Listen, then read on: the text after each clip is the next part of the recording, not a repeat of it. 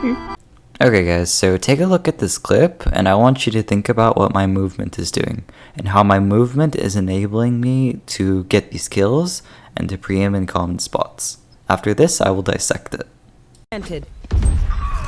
3 pillar.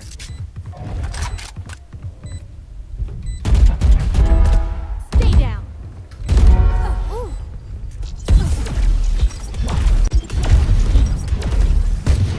Reloading. Cutting the reach. Lock in sight. 80 on KO. All 3 coming out. One enemy remaining. Nice job.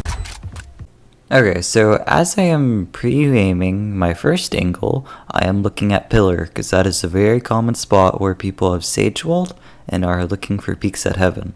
So I have my crosshair ready and I'm ready to kill the guy. After that, I can see that there is an enemy jett in back sight, so I pre-aim my crosshair once again and I can take him out easily. Down.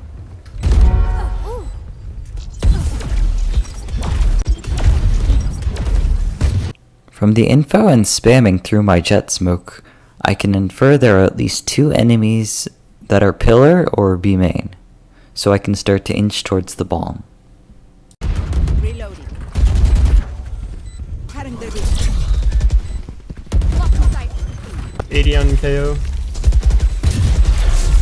After I've halved the bomb, I can assume that one of them is inching closer to me pillar, so I adjust towards the left of the smoke in order to get the peeker's advantage. All 3 coming out. One enemy remaining.